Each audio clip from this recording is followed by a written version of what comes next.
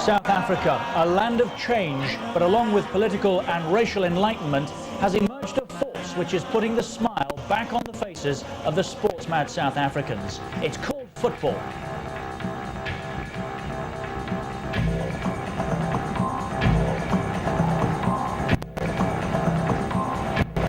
It's sweeping the whole continent, but in South Africa, football popularity has reached fever pitch, and football at club level is booming. The national side, the Bafana Bafana as they're called, are already the African champions. They're favourites to reach the World Cup finals, and now they have England in their sights.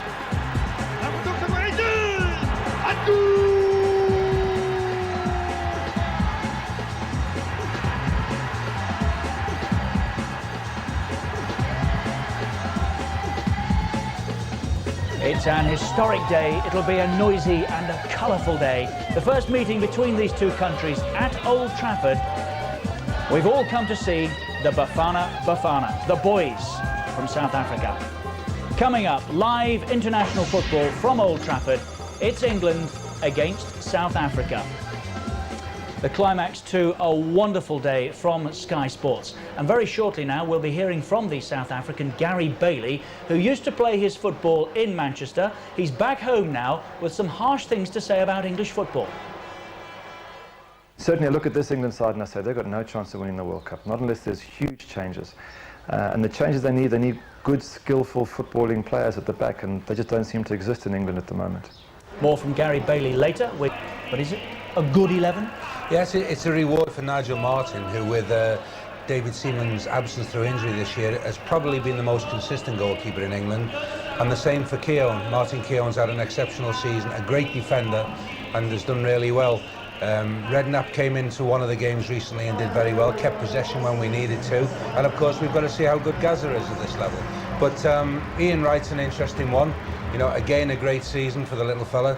It hasn't quite... 2 FA Cup medals in an 8-year spell at Old Trafford. But at 29 he retired, went back to South Africa for a life of sun, sea and soccer. He coached with the Kaizer Chiefs and thoroughly enjoyed, of course, all the wide open spaces. He's now one of the country's top television presenters, has watched football blossom in a country whose sporting background was once much more traditional.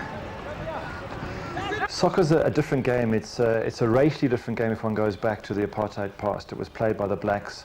Rugby and cricket were your sort of better school sports played by the whites. And yet, little people know that, or very few people know that it's the biggest game in South Africa by far. It's played by more people, there's more clubs, there's more interest and what have you. It just hasn't been developed to the same way. And this is the real crying shame, is that there's certain players, like, I'll just pick one name, Dr. Khumalo, who's got great skill. Now, had he have had the same coaching that the cricket and rugby guys have had, he'd be world class. He hasn't, so therefore his technique is lacking in certain areas. So soccer is big, it's huge within Africa, certainly within South Africa. The future looks bright. Certainly the coaching's improving, the input's improving, playing against foreign countries, playing against the likes of England at Old Trafford, are all ways of improving the players' overall ability. So one can quite comfortably say that in the next 20 years, an African side will win the World Cup. And if it's not going to be Nigeria or Ghana, it's going to be South Africa. I would guess Bafana Bafana play a similar style to possibly the Italians, possibly the Brazilians. It's a mixture of the two. The Eric Tinklers, who plays for Cagliari in midfield, he's more like a Paul Ince. He gets in, he gets tackles in and grasps like a David Batty would. So that's maybe more the Italian, European influence. Mark Fish at the back is big and strong and can come up from defence. You then get maybe more the Brazilian aspect with Dr. Khumalo playing in midfield. Great creator. Although when you say he's Brazilian, he's very much like Gaza, that amazing ability to make something from nothing. Phil Masinga has the touches on the ground, but he has the English poise. He's big, he's over 6 foot, he gets up, he knocks them in. So if you look at South Africa, it's quite a nice mixture of different styles and what have you. They can cause teams problems, but generally at home where they feel more confident and where the away teams play a bit more defensively. If pressure's put on the Bafana Bafana backline, then like any team that maybe are a little step below the top level, there could be a few cracks and could be a couple of goals. So that's obviously the weakness in defence, but a very capable and very exciting side going forward. Predictions are always difficult because it depends so much on obviously what happens, especially early on in the game.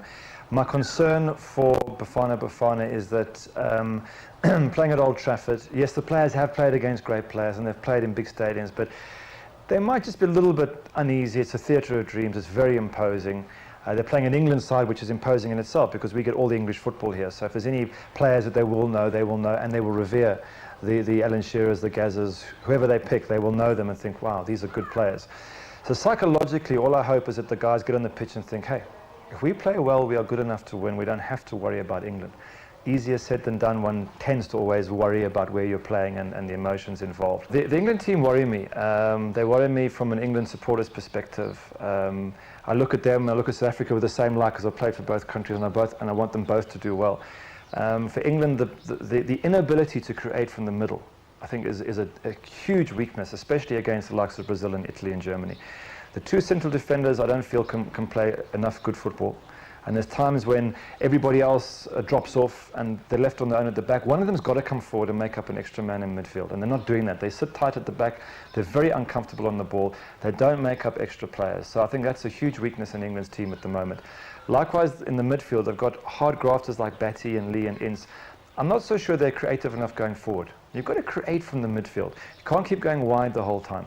So I would look at them and say, going forward through the middle, very, very weak in world terms, world-class terms.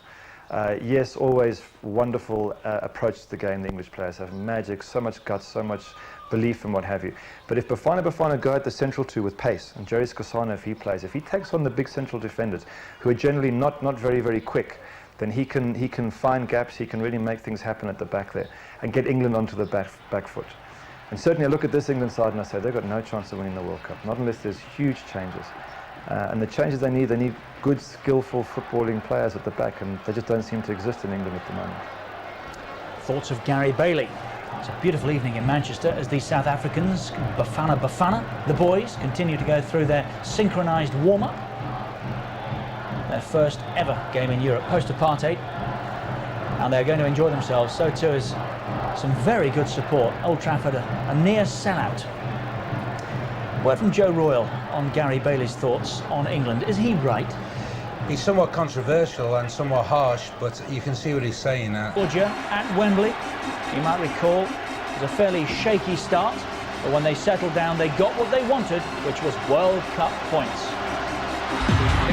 There's a chance here for England and for Teddy Sheringham.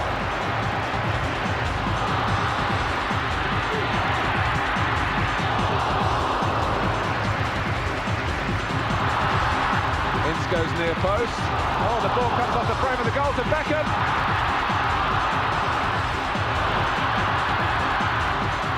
And Sheringham's in there! And Shearer and Sheringham combine. So, with his right foot was a weak back pass. Beckham is there!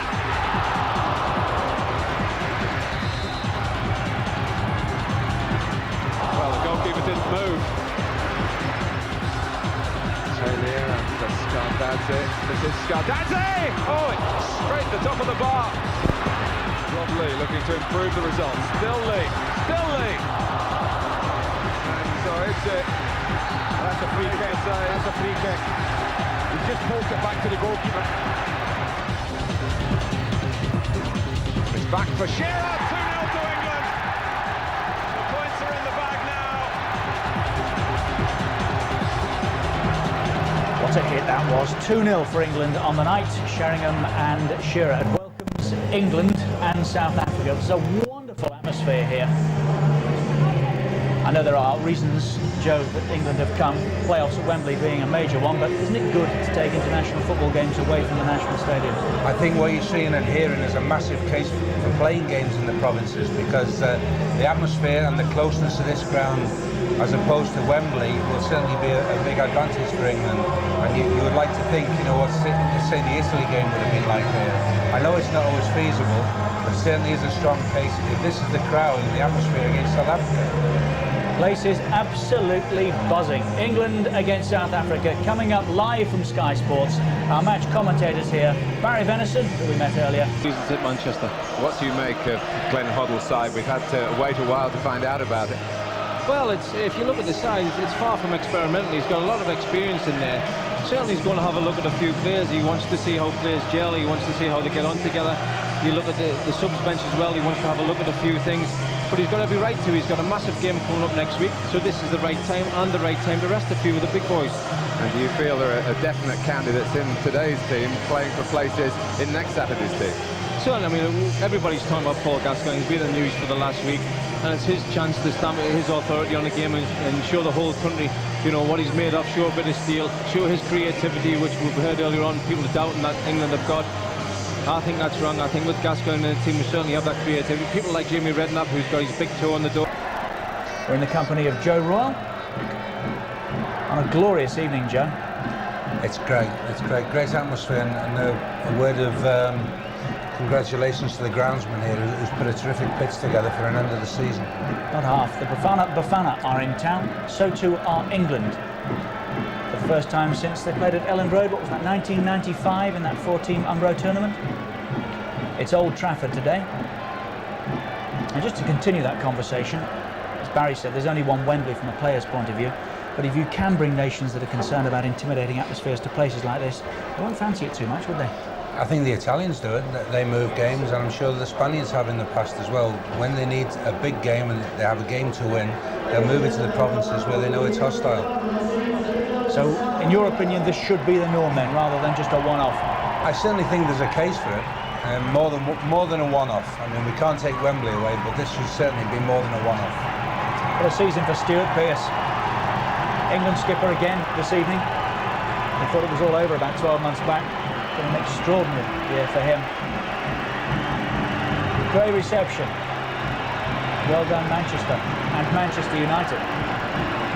They can put on a show here, there's no doubt about that, both on and off the pitch. It's the Bafana today for England, the African champions, and there's our first sight of Paul Gascoigne. What is it, 1.5 stones lighter? 30 on Tuesday. And back on the international stage, back in an England jersey for the first time this year. Still with anything to prove, Joe? Just at this level, Richard. I mean, he has struggled in one or two of the big games, not through ability, through fitness. And I think Glenn's given him the hard word, both privately and publicly, and said that it's up to you, Paul. And there's no doubt, he'll keep saying it, he has a unique talent, and probably the most talented English international we've seen in the last 10 years. Succession of managers have tried, haven't they? Some with a greater degree of success than others, and Glenn Hoddle is now trying to get the best out of Paul Gascoigne.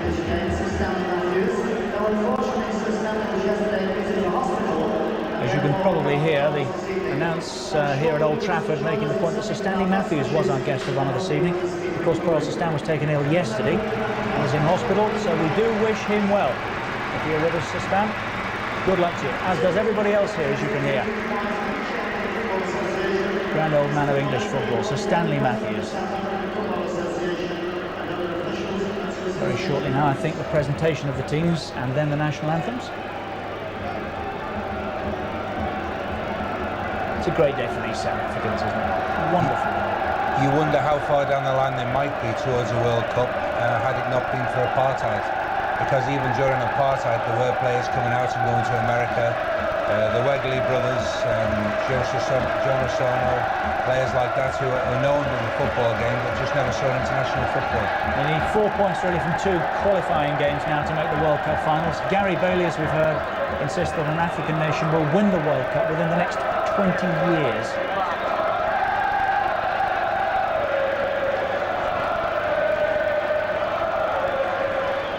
Referee Oliphant there, the president of the South African Football Association, and Keith Wiseman. I'm glad to see Ian Wright gets a chance. I think he's been very, very unfortunate at international level, Richard, where it's never quite come off for him, and yet he still shows that great desire to score goals and scores goals. Who knows, it might not still be too late for him. Somebody that does want to play for his country, whenever the chance is available. As we pause, as I said, for the national anthems.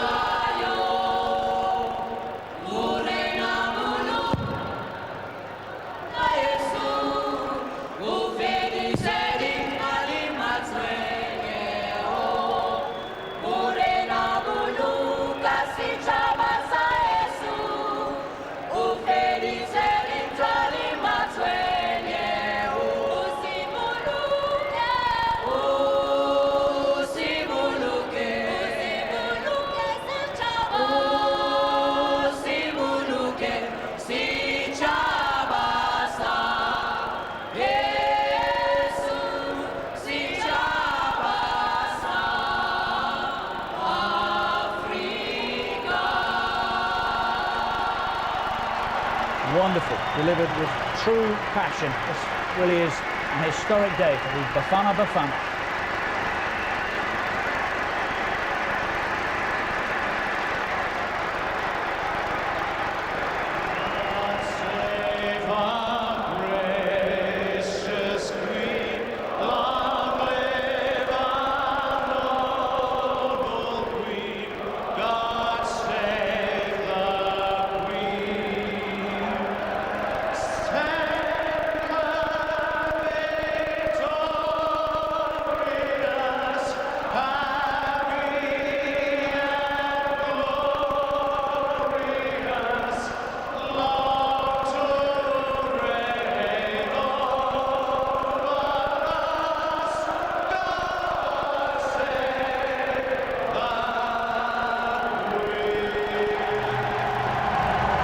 Old Trafford welcomes both South Africa and England. It's live here on Sky Sports. Our match commentators are Barry Venison and Martin Tyler. Welcome to a match that certainly has an importance historically, only made possible by what South Africa's coach Clive Barker calls the political miracle in his own country, which let South Africa back into the World Football fold 5 years ago. Paul Gascoigne's international isolation has lasted only 6 months, but his latest comeback, dominating discussions since his place in the side was made public a couple of days ago. Something of a protectionist policy by Glenn Hoddle today with Poland in mind, but only 2 of the 11 have not appeared before in the Hoddle era. Nigel Martyn, whose last cap was awarded by Graham Taylor almost 4 years ago, and Phil Neville, the only Manchester United player picked to start on home soil, though 4 more are on the bench. And with Alan Shearer the most notable absentee, Stuart Pearce becomes the 4th different captain in 7 games this season. I think what we're looking at here, Martin, I think we're looking at Jamie Redknapp hopefully going to show us his vast array of passing ability. He'll be the one who'll be sitting there and spraying the ball about. We know that Ian Wright's got fantastic movement up front. He's very quick, and Teddy Shereme's usual very wily, clever self, dropping off deep, sometimes joining up with the front man. I think that's what we can expect from England today. Well, South Africa set out a side very similar to that which became the African champions last year. 9 of this 11 took part in the final. As far as current selection is concerned, the former captain Neil Tovey is back. Clive Barker put out a team in Zaire last month without a sweeper. Tovey is in that position today. And number 18, John Moeti, comes in midfield. British viewers, of course, know all about Lucas Radebe, still of Leeds United, and Phil Masinga, who spent a couple of years at Elland Road. Well, there's only 1 or 2 names familiar to most of us in England here. You know, we know about the boy Fish from Italy. Certainly we know Phil Masinga. Most of the other boys we don't know. Certainly an unknown quantity to most of us. I'm looking forward to seeing them. Well, at the end of a week in which one brilliant but unpredictable talent has left Old Trafford, it's ironic that another returns, at least for today, on this pitch. Paul Gascoigne, some 17 pounds slimmer than of late. Well, Lucas Radebe spent most of yesterday negotiating bonuses for the South African players. It put the training session scheduled for here back some 6 hours. And it was a shame, really, because there have been many plus points from South Africa's visit already, their accessibility to football fans here. But certainly the ground staff in this famous stadium didn't appreciate that delay. And one wonders whether the concentration of the South African players for this epic, historic contest, certainly from their point of view, would have been distracted by that. We shall see. Clive Barker says they've come here to win the game, and he will personally be very, very disappointed if they were to lose it. So only 3 of the England side that started against Georgia: Lasseau, Lee and Sheringham, but others playing for the opportunity to be wearing England white next Saturday night in Poland. So the European semi-finalists about to kick off against the current African champions, both in the process of fighting for a place in the World Cup finals. I don't have to spell out for you the importance of England's game, but South Africa 2 weeks today have a match just as vital in their qualifying section at home to Zambia. So both sets of players wanting to prove their worth in the sunshine in Manchester this evening.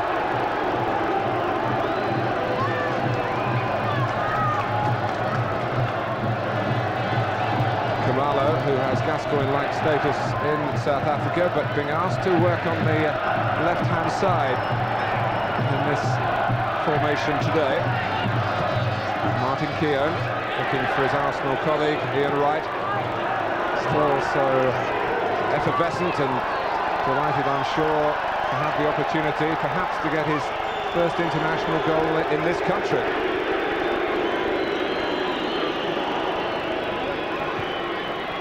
Tinkler. And now Mark Fish, who had trials here with Manchester United but opted for the security of a contract with Lazio in Serie A. Fish again. England break it up with Lasseau. The officials, incidentally, all come from Sweden. Free kick taken quickly to Sheringham. Phil Neville arriving at pace. As Radebe went in, a lot of glances, including ours up here, at referee Anders Frisk, and Anders Frisk said no penalty. I think what we're going to see this afternoon, Martin, we're going to see a few passes just not quite getting there. They're going to be a little bit short. The pitch is a little bit dry. You can see bright sunshine. The grass is a little bit long, maybe, and I think they might just make it. It's going to be inviting tackles. I think that's what happened in the box there. Tinkler, the anchor man in midfield, with support in that area from Moeti today.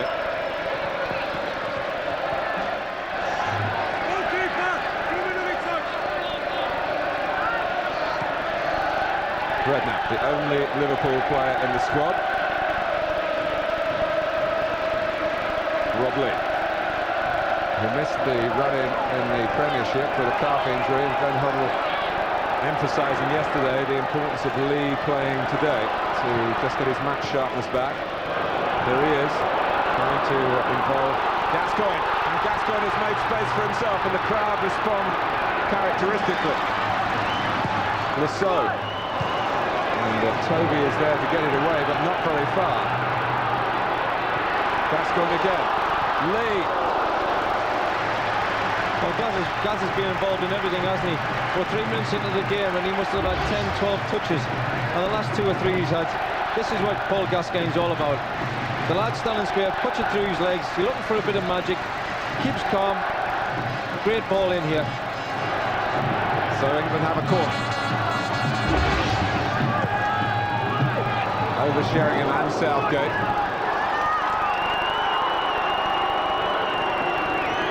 Brought away by Moeti. Here he is again, having linked up with Khumalo. Masinga wanting to get involved. He's been here, of course, before with Leeds United. Moeti, Masinga, and scoring, gets it back for England. Lee. South Africa feel the first 20 minutes absolutely vital. Clive Barker admitting there is a risk that some of his players might be overawed by coming to confront England in England. Of course, so many of the South African players have grown up on a television diet of the English game and have learned to love football through what they've seen in this country via the electronic medium. Sheringham. It's a throw to South Africa. There's no doubt that football is by far the most popular sport across the South African spectrum, although passionately from Nelson Mandela downwards. And the President, I'm sure, disappointed that the demands of office stopping him being here to actually watch the match in person. I'm sure he'll be watching the television pictures which are being beamed live to South Africa. Clive Barker, South African born, although distant English origins, from Kent, he was telling me. But he can be very proud of what he's done. South Africa with just 3 defeats in their last 29 internationals, and is so quickly getting down to business after isolation, as they have done, of course, in other sports as well. But to win the African Cup of Nations in their own country was, of course, very, very special early last year. Mushreo, who is a very talented customer on the ball, the number 10, plays in Turkey.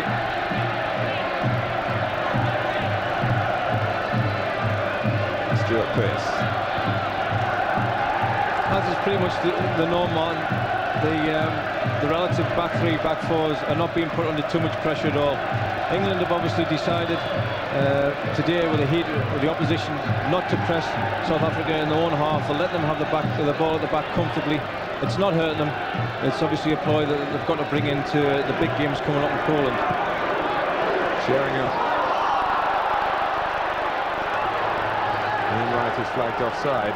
One thing that the England camp feel is relevant for next Saturday is that Poland, they feel, defend in a similar way to South Africa. Well, this can only be an educational trip, really, for both sides. Certainly for South Africa, this is new turf for them. They're playing against a top-class international side, and for England, again, it's a learning process. They're playing against players with a lot of ability. Certainly a lot of flair, and let's just see if the disciplines is good. That's far too long from Tinkler.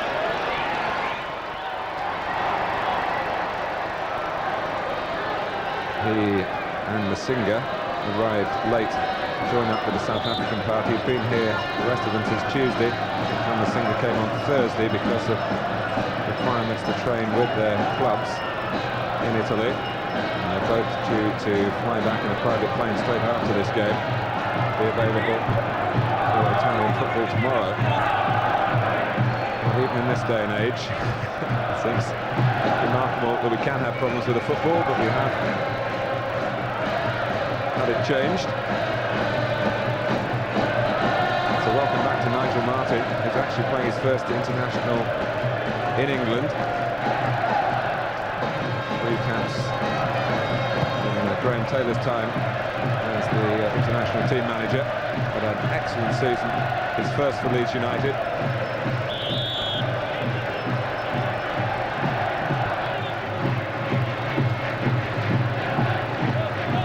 Against Lasseau. The game hasn't really kicked into gear yet. It seems a little bit slow and laborious. Certainly, I think it's got something to do with the pitch, but I think the teams are just feeling each other out at the minute.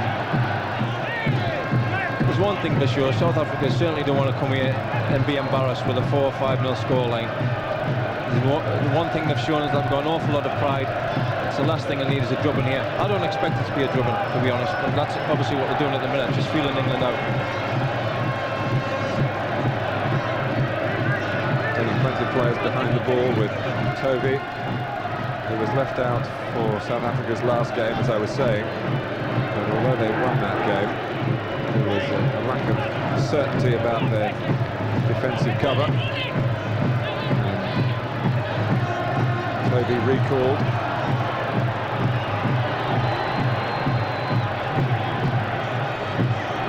Not his captain, that's on a press again with Radebe.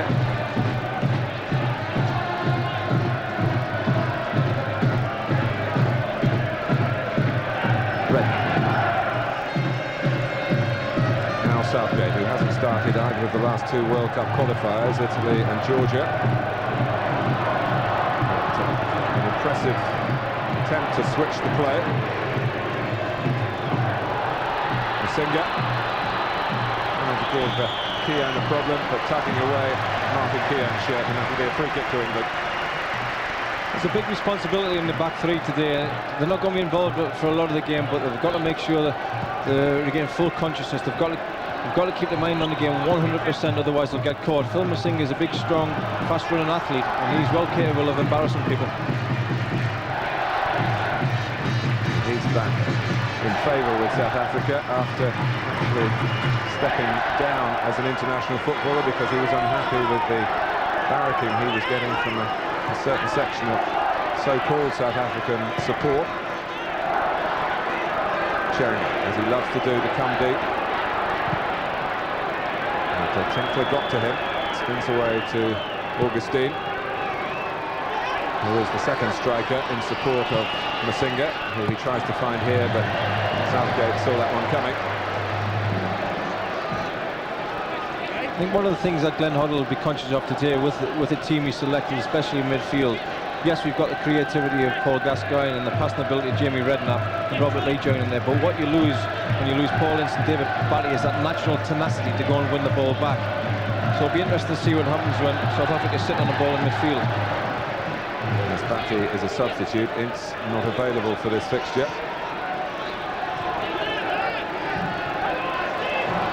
Lee. Sheringham, and Ian Wright is onside. It's Wright using his pace, and I don't say the goalkeeper did very well because Lucas Radebe couldn't catch Ian Wright, but the goalkeeper saved South Africa. Lucas Radebe was caught sleeping in the back there, he's dreaming. Ian Wright's making one of those very intelligent runs, he's very quick, and the goalkeeper in the end uses his legs, keeps the ball out. That's Ian Wright at his best, explosive, finding space, working off people's shoulders. Redknapp in powerfully, and the pass by Wright sees another offside decision go against England, and Sheringham in particular. The lads at the back, the South African back three, are having a bit of a gamble at the minute. I think they're getting the odd one or two right, but they're going to get caught, as we've just seen with Ian Wright. Didn't look offside, and it certainly shouldn't have been flagged.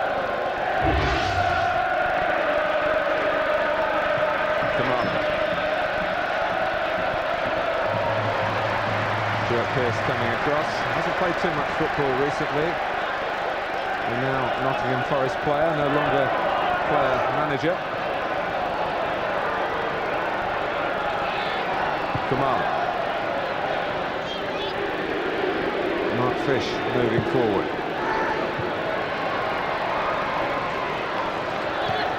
Moshwe. Now Moretti. For the movement from Masinga, out of harm's way by Philip Neville, still only 20. One previous cap a year ago in Beijing, much closer to home in his second appearance for England.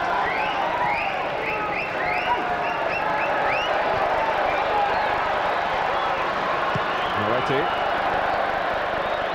After some nimble play by Dr. Khumalo. He's got a lot of ability, the Doctor, hasn't he? This is what I'm talking about. We've got three players around the ball and not one of them's going to make an effort to win the ball. The three of the England lads just stood back there. I think if Paul Ince had dipped back, I think they would have had the foot in there.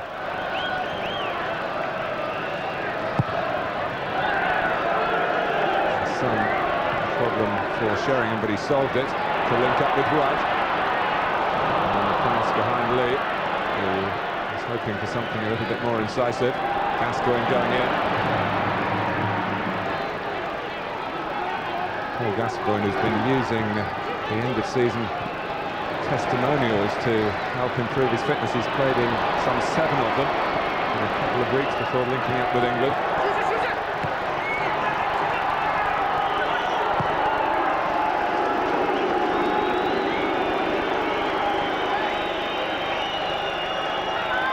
Incidentally, Glenn Hoddle was pretty happy with much of England's work against Georgia, but he does accept that the nature of the win wasn't particularly crowd-pleasing.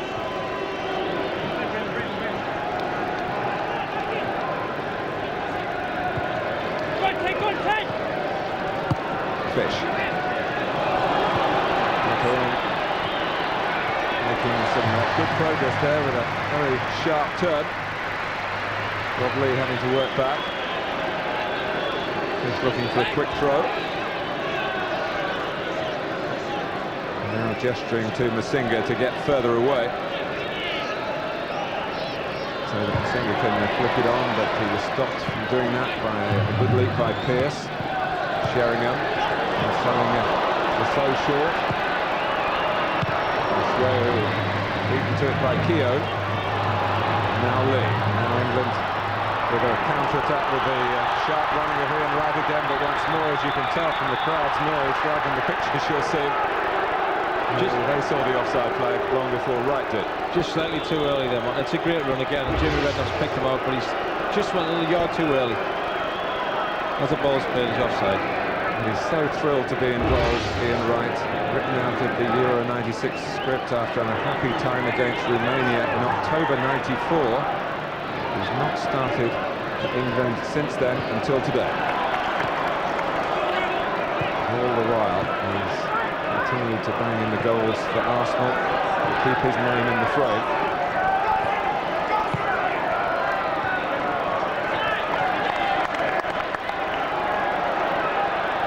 Kia. Gascoigne having a good look round. Pearce. It's been a seasoned look to this England team. 6 of the side 30 or over, and Gascoigne will be 30 on Tuesday. Tinkler. And a bit of trouble in the shape of Sheringham. He solved his difficulties. And got an outlet on the left with Khumalo. Moetti. And Masinga. Plays in the second division, Serie B in Italy these days. Fish. Running on for the longer pass, trying to get in behind England. For all, I suppose, imagination and flair, we haven't seen too much around our box. Granted, they haven't had too much of the ball, but they seem to run out of ideas up and around our box. The best effort they've had, they've just knocked in 2 crosses, and you would expect England to gobble those up all day. Lee and the serve, trying to get their act together on the left-hand side for England.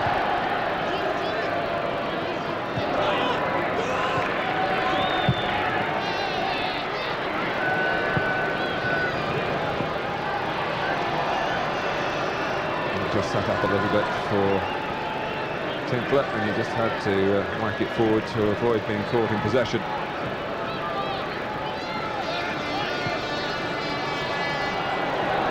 Pearce, another on the senior side as Wheelock has made a run through in the central striking position now, and keeping it short between today's captain and Redknapp. Now Wright. Easy for Aransa from Rugby's back pass, and both Toby and the goalkeeper turning on the captain and saying, "That's a bit fancy for this type of situation. Wasn't the kindest ball back to the keeper, was it? Bit of spin on that. The goalkeeper's completely misread it. So the misjudgment by Lucas Radovic, leading to an England corner. And some pushing possibly against Keown. Any kind of movement will win there last third from Ian Wright and Teddy Sheringham seems to flourish them. They don't seem to have the ability to follow him on and pick him up tightly.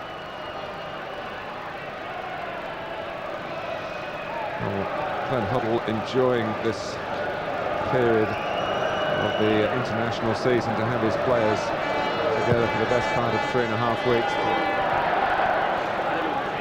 5 games, of which this is the first. The result in Poland is the main priority.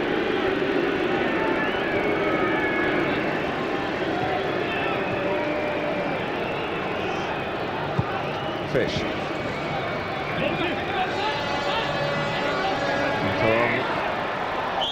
Being harassed and then losing out to Lasso and fouling him.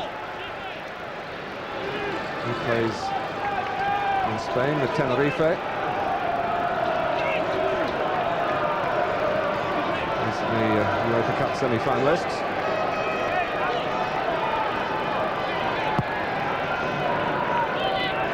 Sheringham astutely down to Lasso. Back into Sheringham's path again. Wright and Lee in the centre, and Philip Neville as well. Comes to Phil Neville, and to Rob Lee. Still Rob Lee! Well, they didn't quite get through the first 20 minutes, South Africa. That's the period they were worried about. And in the 20th minute, Rob Lee gives England the lead. You could see this coming. They're not very comfortable at the back. It's not the best ball in by Teddy Sheringham. Phil Neville does it superbly well. Rob Lee gets a little bit of luck and a fantastic strike. 2 players on the line can't keep it out. We expected Robert Lee and Paul Gascoigne to join up, and that's exactly what Robert Lee did. He's playing on the left side, he's ended up inside right, he's got himself a great goal. So Rob Lee, who scored on his England debut 2.5 years ago now, gets his second goal for his country. And it's England 1, South Africa 0 at Old Trafford. That's a great boost for Rob Lee, because there's one thing he's done for me this season. He's definitely worked on his defensive duties with Newcastle. He's much more terrier-like now. He doesn't join up as much as he'd like to. Much more disciplined. And for him to make that forward run, he gets his reward. Gascoigne. And who is it making the forward run again but Robert Lee? So, and Phil Neville is free. The height of the cross really determined the effort, but he's beginning to get into it as both wing-backs on the charge forward for England. What they're both finding is there's inside left and inside right channels that are just completely unmarked. That ball's just slightly too wide, otherwise Phil Neville's making 2-0. But there's oceans of space down the inside channels. Well, I think Dr. Khumalo, who's been asked to play as the left wing-back for South Africa, is finding it maybe a bit foreign to his play. I think Dr. Khumalo likes the wing, but he doesn't like the back bit. Well put. And Philip Neville, who was involved in England's opening goal, almost in for number 2. He's learning the position, of course, himself, because Manchester United so often operating with an orthodox, if that's the right word, back 4. The thing about Phil Neville, he's got a great engine, he's a good athlete, getting up and down is no problem for him. And we mentioned actually in our commentary of the Georgia game that Gary Neville had said that Phil Neville was much better going forward than he was. I think them brothers, I think they love each other. That comes across this. He was talking himself out of the team. Here's Ian Wright. Gascoigne. Space for Wright, and Philip Neville's there if required. Ian Wright can have a think about it. Doesn't think for too long because Philip Neville's in the right place. Goalkeeper's come a long way. And it wasn't the easiest ball to deal with. It was not perhaps the strongest England player in the air coming in at the far post, Rob Lee. But Orense had to get there, and he did at the cost of a corner. It's the movement from Philip Neville, overlap and run. The goalkeeper manages to cope with it. We've got plenty of England players in the box on that cross.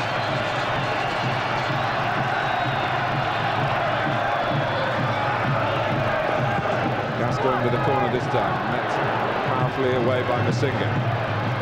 Pearce to clip it back in, and Teddy Sheringham was... I think it was Ian Wright, actually. Ian Wright stood in the middle. He was certainly in offside position. I'm not sure about Teddy Sheringham. Yeah, there's two offside. But they don't seem to be two together when they come out. They seem to be all over the shop.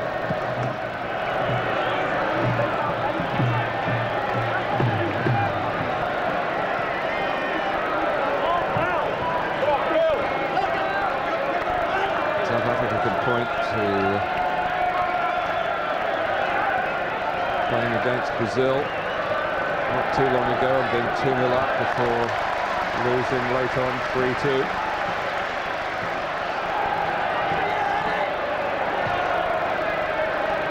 And they've had good results against Germany and Argentina, but at the moment England are finding plenty of adventurous avenues.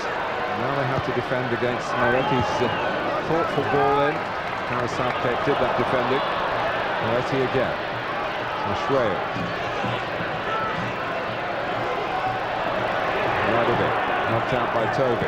Mashweo, who has the ability to really influence this game, and it's almost as if maybe conceding the goal has acted a bit of a jolt to one or two of the South African players, certainly in the attacking side of their football.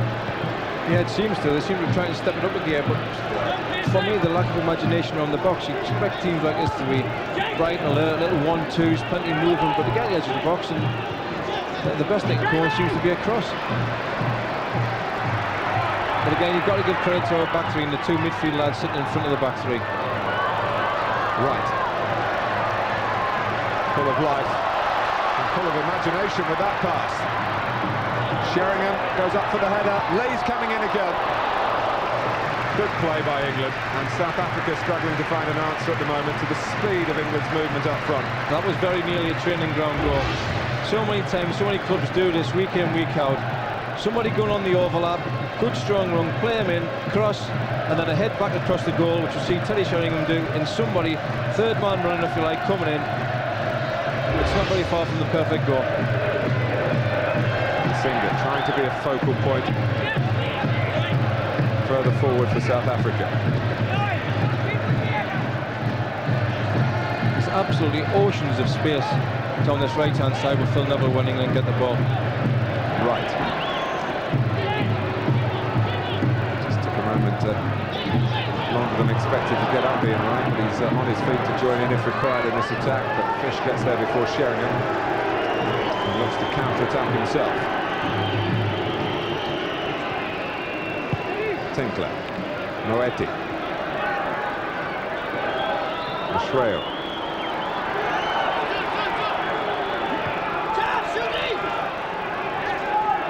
Mashweo again.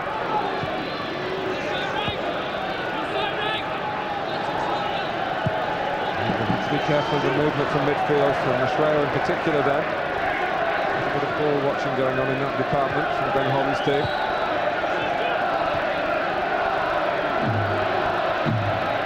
Kamala. Masinga. England do a very good job of keeping South Africa in front of them, playing across them all the time. That's not too much of a problem, but the one problem you just touched on there, Martin, is as if the little lad Mashweo just sneaks in behind Paul Gascoigne and Jamie Redknapp. He down between the two centre-halves. He was the one who could cause problems. Luckily for us, they're not finding them at all at the minute. Well, Clive Barker, not surprisingly, has made a switch, and he's brought Makarong to play on this side where England have had so much thrust. And Khumalo has gone to try and keep tabs on Graham Rousseau, which he might not find too easy either. Gascoigne surging through the centre. Toby's pass asked a lot of Mashweo, but he responded to the difficulty admirably. Right of it. And now Khumalo wanting to get involved in the game as a creative ingredient. Tinkler, there's no one on the right side. He had a look there, expecting to see someone. And Khumalo had been there in the centre. Ashweo. Remember, South Africa are not a side used to losing, and they're looking to find a positive response here. And Lesotho has to concede the corner. A bit of good possession there for South Africa. They're knocking it around. That's where I expect to see more. Kicking the ball in midfield and switching play and coming across.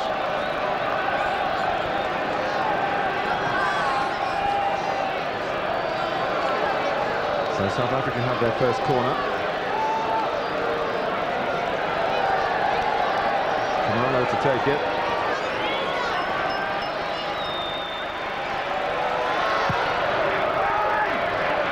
Masinga got to it. Well, maybe it was Tinkler in there as well, but they were both challenging for it, and there was nothing coming off the contact. I think you'd be very surprised. It was Masinga's header. Let's have another look at how England took the lead. Yeah, Rob Lee's a little bit of luck there. He's done the boy, keeps his head down, doesn't even look at the goal, knows where the goal is, strikes it in the far corner. I'm pleased for Rob Lee. Khumalo, a little ambitious in the circumstances and in that part of the pitch. South Africa got away with it. Fish. The South Africans more in control of their World Cup destiny and qualifiers than England are at this stage of the campaign. Khumalo, Masinga made a good run, was well found. And England almost getting in each other's way to clear it. Masinga lacked a little bit of support then. Anybody following in for the bits and pieces for South Africa might have found himself with an equaliser. Well, for the last 5 minutes, South Africa's enjoyed a great deal of possession around our box, 30 yards out. And they're looking for that little slip ball through, and that's the first time they've achieved it. Masinga, a little bit better touch, he might have been on the swivel and then the shot on goal. Ian Wright is the England player in need of attention. This is the ball and Tom just poked through. Masinga's got him behind. If he gets it's a good block in the end. And just a shortage of numbers for South Africa following in there. And that's how Ian Wright was caught in the tackle with Tinkler.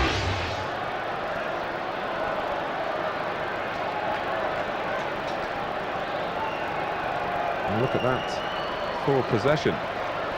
Well, we said the last 5-10 minutes they've been knocking the ball around very comfortably. That doesn't really tell you how the game's gone. England's created the most chances. South Africa haven't created one yet.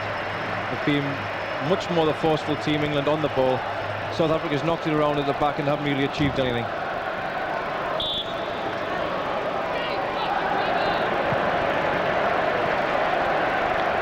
And then substitutes warming up, including, of course, Andy Cole, who might be particularly concerned about the state of health of Ian Wright at the moment. I'm sure Coley would love to come on, especially at Old Trafford in front of all his home fans. I don't think he's going to get on at the moment because Ian Wright won't want to waste the opportunity that's been presented to him today. He's roared back on, in fact. And he knocked the ball away from South Africa. It was Radebe, who incidentally needs an operation on an elbow, which will take place in England on Wednesday. Hopefully won't affect his availability for South Africa's next 2 games. Both at home, a friendly against Holland, and then a crucial World Cup match at home to Zambia. 2 home games to come in their group. 4 points, which is will be enough. 2 wins will make absolutely sure.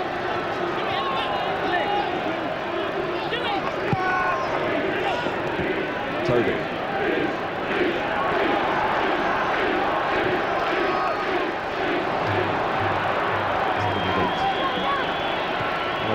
By Paul Gascoigne then, but he's got the ball again, so appropriate reaction from the crowd.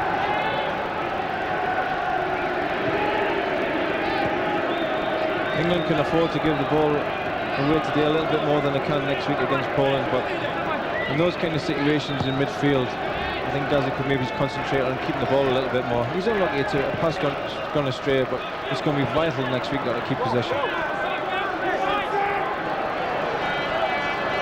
Motor can't get past the younger Neville. Masinga. Hardaway has personally had a good season with Leeds United. Marty making fish, really just hoist it forward. There wasn't much else on. Keown just grazing it back to Nigel Martyn.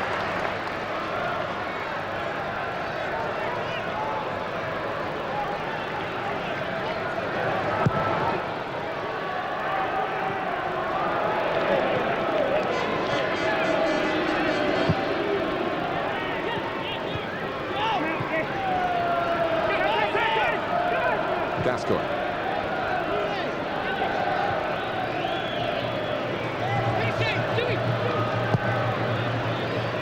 Redknapp.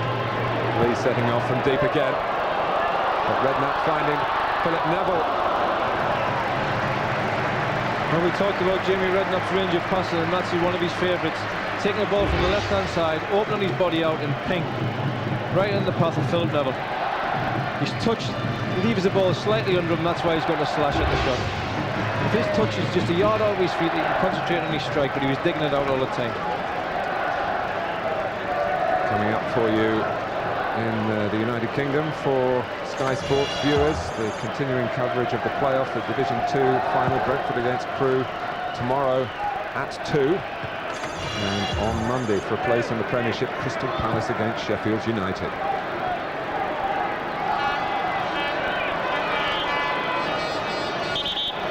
It's a South African free kick with 10 minutes to go to half-time.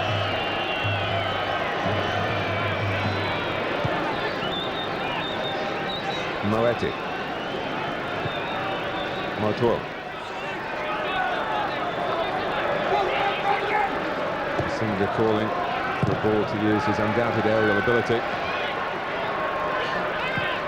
Lee looking for the undoubted sprinting ability of Ian Wright. No foul, Wright's cross, and it's smothered by Ramsey. Maybe he's just picked the wrong option there. Paul Gascoigne's made a barnstorming run to the far post, and Teddy Sheringham's run directed two defenders in.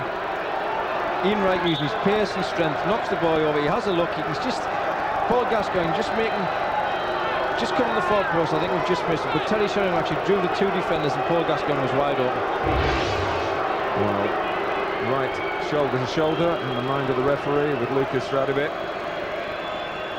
South Africa's captain in need of attention.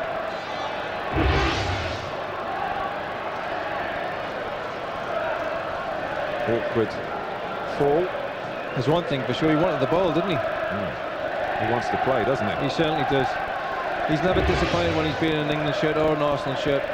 I'm a big fan of Ian Wright. I think he's a wholehearted player. I think he deserves his chance in England too. Of course, his first international goal was the last time England played in Katowice. An important one, it seemed, only for England then to lose a few days later in Oslo. And England not qualify for the '94 finals of the World Cup.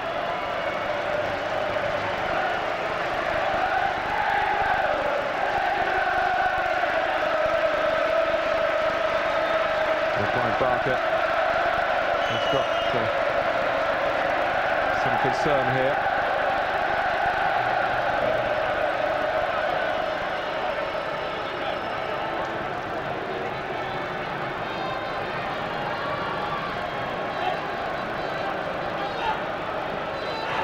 Fish. Singer with Pearce at his back. Fish again.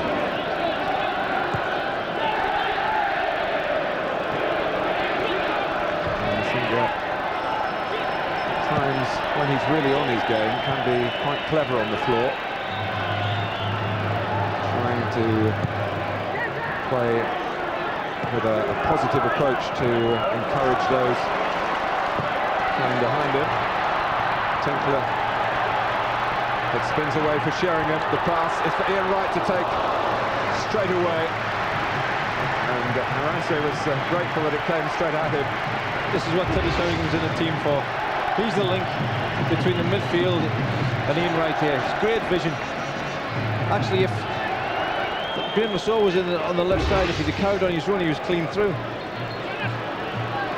England continue to make the chances. They've taken one of them through Rob Lee in the 20th minute. Here's Lee now. He could do some defending, but doing it to his own advantage. Wright's just looking across the line, able to hold his position to stay onside. Gascoigne making up the ground on the far side, and Ian Wright has given that one away, but he was alert enough to get it back. Gascoigne still waiting. Sheringham still twisting and turning to try and get free in the centre, which he's done on a couple of occasions. The ball hasn't come. He's still free at the back post now from Redknapp's ball. Sheringham can get it down. It's a very tight angle. He obviously played the percentage ball, but no one had kept up with the play for England. Teddy Sheringham's movement's been absolutely fantastic. He's taken up 3 different positions. The last position he took was off centre-half shoulder, and Jamie Redknapp picked a pitch of a ball out, and he was just unlucky. He couldn't get under control for the shot.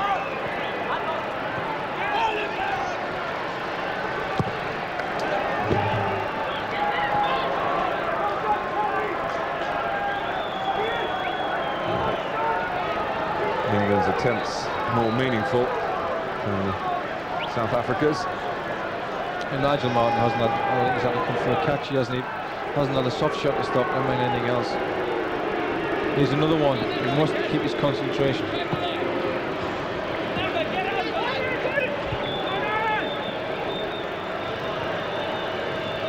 Radebe is back on. And Gascoigne's wondering where the ball was. Fish has got it. He too is trying to set the right kind of example. One of the senior members of the squad, not in age of course, but certainly in the nature of where he plays his football. The difference there was, man, that he didn't have anywhere to go because Philip he's tracked Motung back and he's got nowhere to go. Moshwea.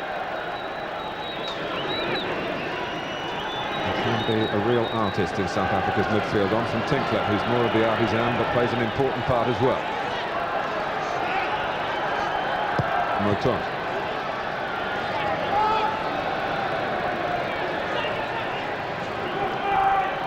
Tinkler again. Moeti, who's normally a member of the supporting rather than the starting cast, but given the chance on this big stage. Khumalo, Moeti,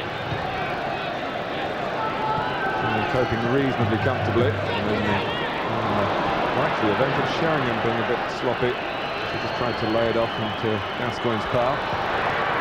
Tinkler, who fancies himself from long range. It's a good effort, good clean strike on the ball. Nigel Martyn saw it all the way. Be very surprised if that would have beaten him. England have been very patient in defence. They haven't dived in. They haven't given away silly free kicks in and around the box, around the edge of the area. They seem quite comfortable. There's only that one time when Phil Masinga just nicked in behind.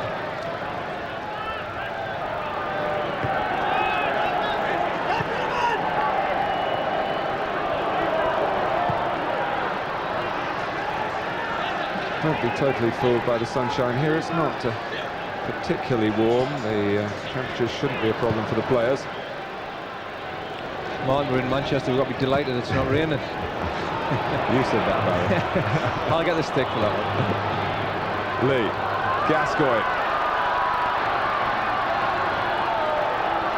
Sensibly to Philip Neville. Wright gets to the cross because there was a slip. And again, I have to say that Khumalo doesn't look the most natural defensive player. Ian Wright was concentrating so hard to get to the ball. He expected to be getting their challenge, but he wasn't. Neville, Gascoigne, Redknapp, not by Tinkler. It's good work by Masinga to get a foot in there. Augustine has found it hard to get into the game because there hasn't been quality supply to the two front men on a regular basis.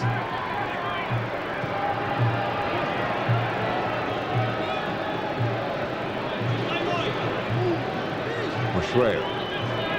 Masinga again darting about intelligently. Moshwea using him as a decoy and now giving him the ball. And going for the return pass. It held up.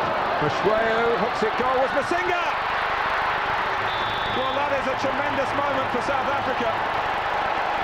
Phil Masinga, who had a spell in England, scores against England at Old Trafford 1-1. It's the 1-2, it's the give and go. It's a Darton run in behind. He gets in behind Robert Lee, who for once hasn't tracked him properly. Flick over the Phil Masinga's on the end. It's Martin Keown possibly could have been further around there. Once he's got in behind Rob Lee. But Masinga, who'd been involved earlier in the move, kept on moving and was there. Mashweu might well have been going for goal himself, but Clive Barker salutes a famous goal for South African football. Phil Masinga, their top scorer of all time. Well, that's 5 years, isn't it? But it's his 11th international goal. Back come England. In goes Sheringham. We've had by far the more better chances, but that's international football. One attempt on goal, one reasonable attempt on goal, and it's ones each. Glenn Hull will be very disappointed. Just right before half-time. They're not disappointed, are they? They're absolutely thrilled. And we shouldn't lose sight of the sense of occasion here in Manchester this evening. Toby, and what has happened in South Africa in recent times to make a football match like this possible. But Radebe losing his balance, losing the ball to Gascoigne. Sheringham couldn't take it with him. Graham Lasso is well forward. Radebe's header only as far as Philip Neville.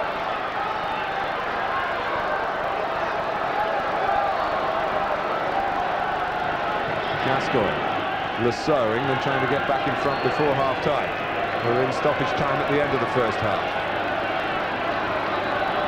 Pearce. Deep ball from Lasso. Sheringham making it something more than hopeful. It was Neville's shot. Mashweu, who really has come to life since England scored. Hardly had a touch of the ball in that opening 20 minutes. But not surprisingly, given how he played for the next 20 minutes or so, very involved in South Africa's equalise. Well, the goal certainly perked them up. They looked a lot livelier, looked brighter, up pacier. I thought they looked languid in the first 43 minutes. That goal's made an awful lot of difference to them. This is the South Africa style of play that I expected to see today, what we've seen in the last 2 minutes. Mark Barker didn't hide his thoughts. He said South Africa had more flair than England. But England had speed and strength and other qualities. And Ian Wright trying to put those virtues into practice in the last England attack of the first half, in which they've had the better of the attacking moments, and Glenn Hoddle's team able to go in front but not able to hold the lead until the break. It was Rob Lee who forced his way through to make room for a very telling shot. But South Africa, with half-time approaching, through Philemon Masinga. And intriguing stuff at Old Trafford. At the break, it is England 1, South Africa 1.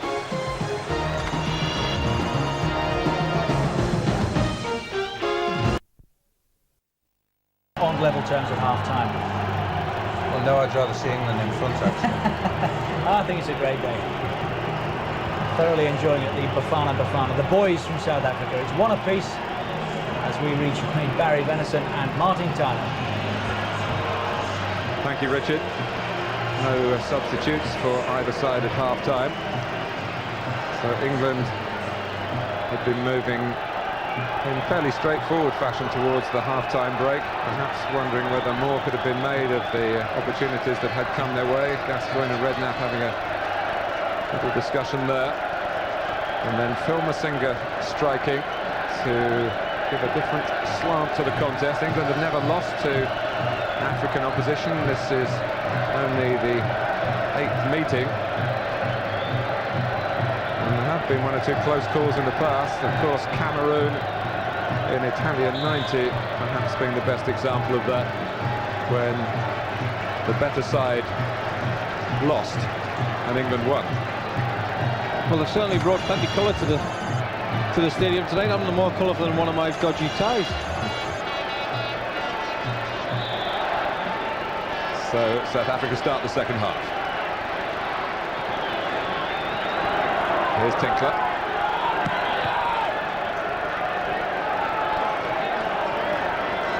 Always felt the first half more that England weren't in top gear. They had plenty left. They've always another couple of gears to go, and I think they might see a more aggressive approach from England at the start of the second half. Pearce captaining England for the 10th time tonight and reaching the landmark of 75 caps for his country. Khumalo. Now Moeti. Tinkler. Schweier, who is very involved in that equalising goal. He's been just out-kidded there by Jamie Redknapp. No wonder England trying to use the thrust of Ian Wright, which was so conspicuous in the first 45 minutes. Those are the runs that Wright loves to make when the opposing team's defending quite high up the pitch, because he's got oceans of space to run and oceans of grass to run into, and that ball doesn't have to be perfect. It's just got to hit the area and he's clean through. Well, a lot of estimates about what this crowd would be today. Started at the beginning of the week around the 30,000 mark, but very, very few empty spaces at the home of Manchester United. It shows the pulling power of the England team in the provinces. So Rugby committed himself to head the ball rather than kick it. It was always going to be a bit awkward. They haven't been very comfortable all night with balls into the box, or even little 1-2s into the box.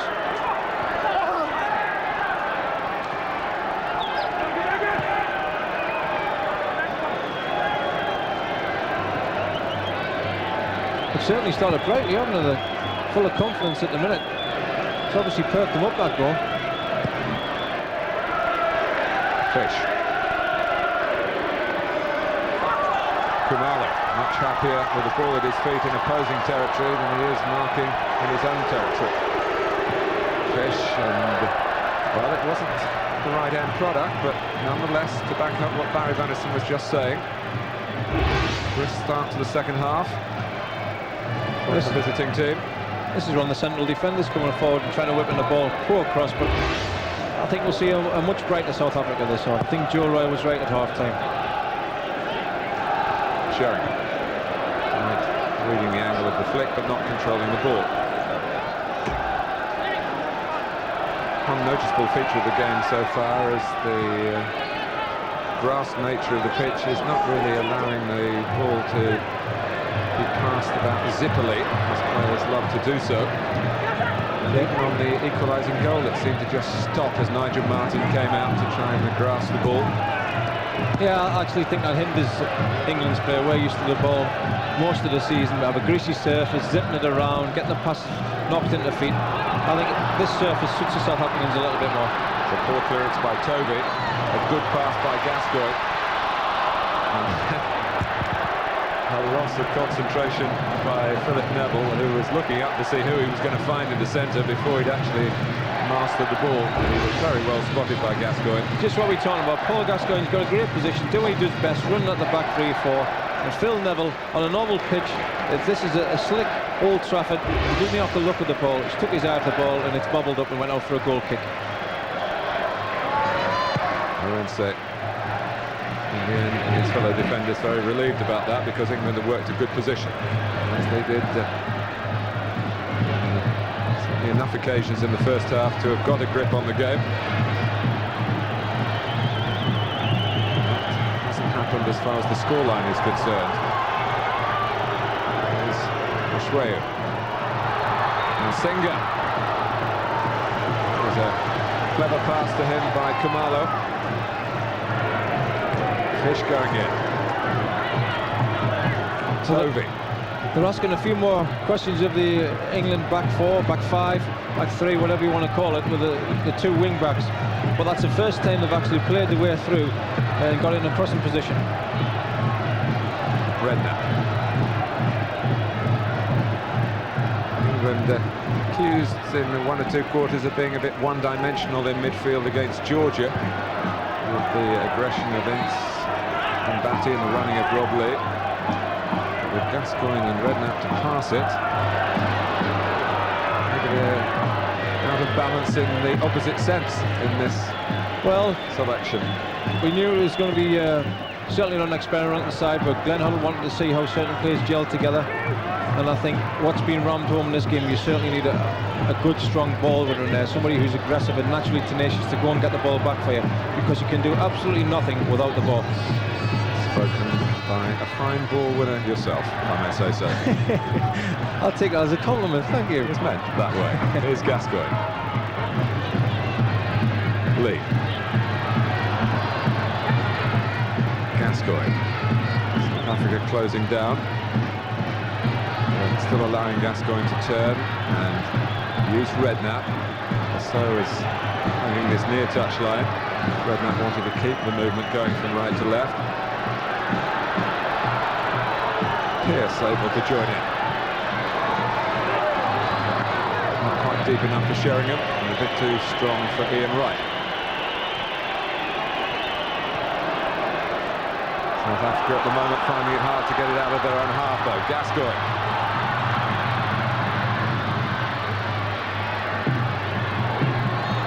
Redknapp.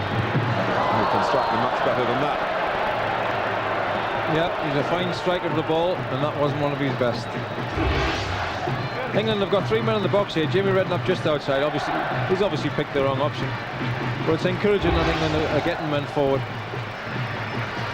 Barry, what do you make of Paul Gascoigne and this dramatic loss of weight? Almost like a boxer getting ready for a special bout. Yeah, it's not the first time we've seen Gazza do this. He does tend to let himself get slightly out of shape, and then he goes hell for leather to get him down into fantastic condition. When I was involved in the England squad, his condition was superb. He had that six-pack on his stomach. Peter Andre would have been proud of it. The condition he's in now, I'm sure, is the condition that Gazza would like to hang on to for months rather than weeks, or even years, if you like. It's his inconsistency, I think, and being able to stay in top condition that lets him down slightly. Khumalo is off the pitch, looking rather rueful. He's back on now.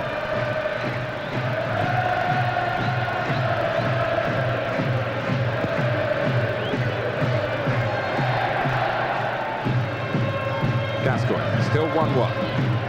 England trying to reimpose themselves in the second half. Keogh. Another who's recently been brought back into the international fold.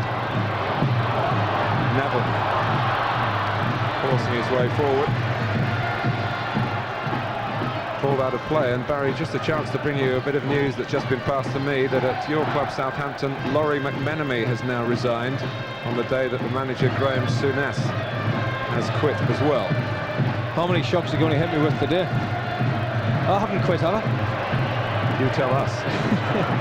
Here's Redknapp.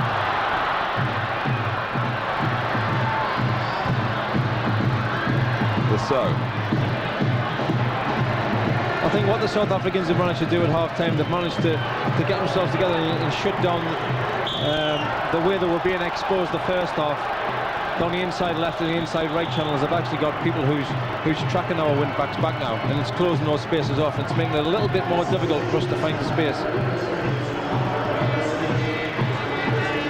Well, Brendan Augustine has been replaced 9 minutes into the second half by Jerry Skosana. One forward for another.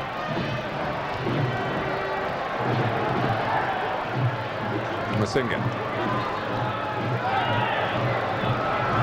And it's a little bit high, the challenge on Redknapp, who's still on his haunches. Toby, so nicking it back for England as he was fouled by Fish. Yeah, Jamie just took a knock there as he went in. He actually went in a little bit sideways, Jamie. I don't know.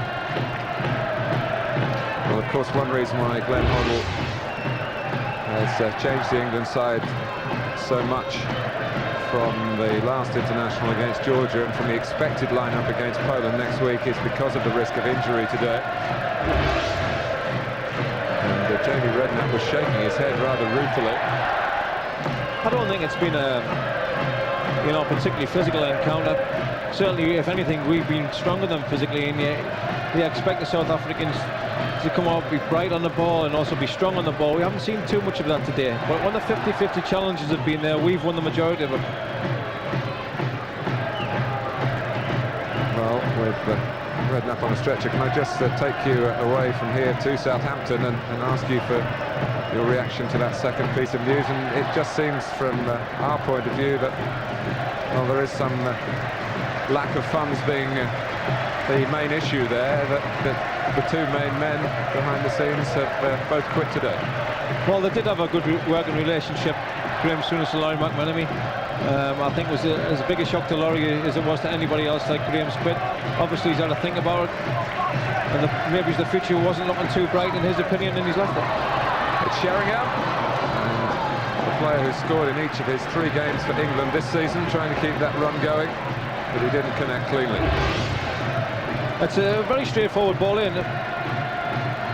Teddy's took it well in his chest, hit it with his left foot. He hasn't made too good a contact.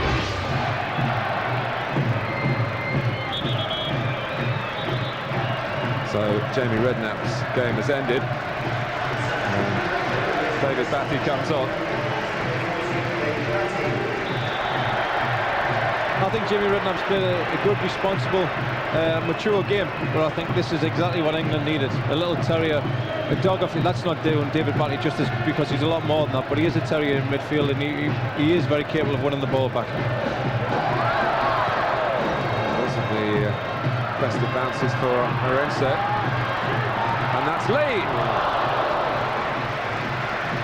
fastening on to the ball as it was knocked down into his stride. Rob's very good at reading these situations. He gets himself in a lovely position, tries to get in the half volley, and he's blasted it over the top. But that's Rob's strength, joining up with the front two and picking off the positions and finding gaps and getting shots on target.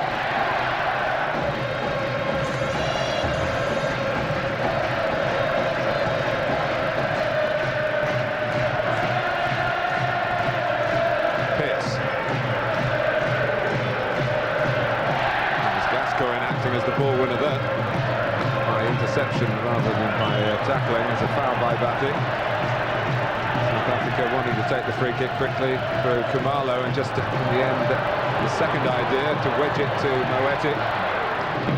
Mashweu. It was almost a carnival atmosphere. And the crowd getting a good contest for their money.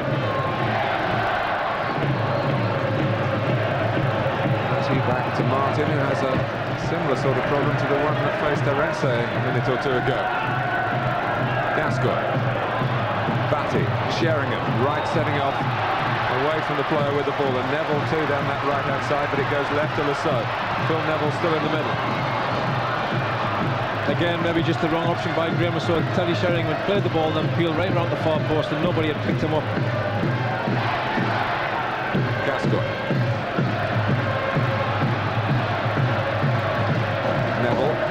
Robley coming in from deep, he might still reach it, and in the end Orense not quite as exposed as seemed likely when Lee arrived at pace. Phil Neville 30 seconds before that had made a 40-yard run, and he made the space for Teddy Sheringham. This time he's picked out a great ball for Robley. Just didn't get the look, just didn't get the rub of the green there. It was Mark Fish who put it away with an important intervention then, almost an hour gone. It's a much better contest now.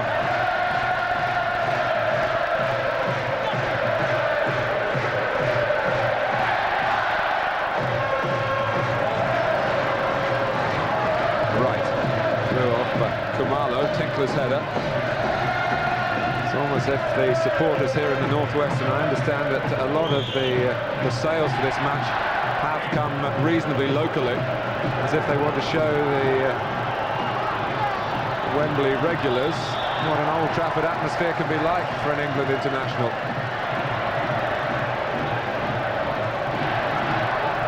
England have just got to be careful. There's 2 or 3 teams now that just knocked off when the ball's gone dead, and South Africa's took quick free kicks. They're just getting in behind them. The midfield I'm talking about. Keogh. Gascoigne. Again, Sheringham is there. And he's able to make progress. Tinkler's header almost diverting it back to Sheringham's continued run. But it stopped the pass reaching its intended target, Ian Wright. I think that was a little bit harsh. I think Gaz has won the ball fair and square. The game is now getting stretched. And when Teddy Sheringham broke past one of the midfielders, he had 20-30 yards to go before he would have encountered one of the defenders. It's stretching now.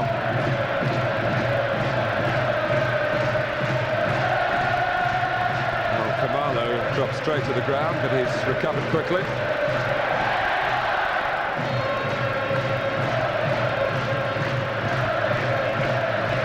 Fish with the free kick. Masinga making a nuisance of himself once more. Just apologising to Mashweu that he got too much on the header. The midfield man was looking to link up.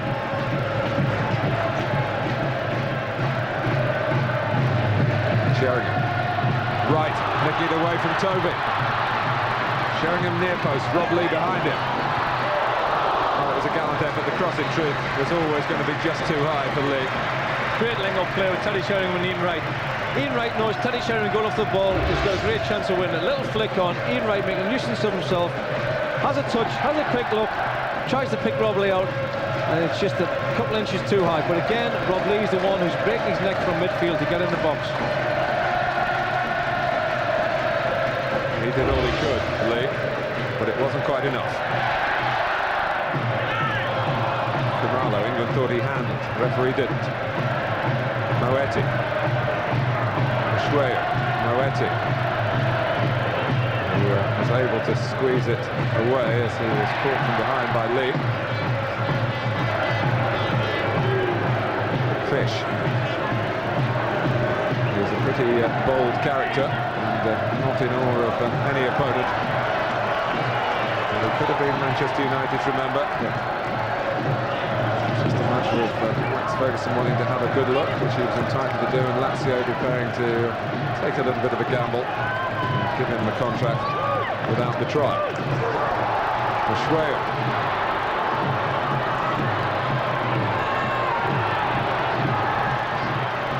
Cleared by Southgate. Mike couldn't hold it up. Nobody took it from him. That goal just before half-time certainly given a lot of confidence. I don't know what the managers had to say at half-time, but certainly they've come out with a fresh face on for the second half. They'll look a lot brighter, they'll look a lot sharper, they'll look as if they're more interested. They certainly look more threatening round our box. He's got buckets of enthusiasm, Clive Barker, and he's trying to radiate even more of that to his players, who have shown much more in the second half what they're capable of. There were times when defensive naivety seemed to be a really major problem in the opening half an hour, which is surprising given in Clive Barker's time I think they've only ever lost one game by a margin of 2 goals. Yeah, the first 20-25 minutes they obviously had a game plan to sit and try and make sure they didn't concede a goal, but they looked very nervous and they defended. And it's just a pity with the chances that England created that we didn't capitalise on those chances and make the score a one that they couldn't get back. Well, Paul Scholes is about to earn his first cap for England as a substitute with still more than 25 minutes to go. And he could go into the Teddy Sheringham role. It is Sheringham who's coming off. One would suggest that would be with Poland in mind. It would be a surprise if Sheringham doesn't start next Saturday in partnership with Shearer, but the Manchester United fans in this big Old Trafford crowd, and there's a good many of them as you can hear, give a great welcome to Scholes. It's fantastic for the young lad, isn't it?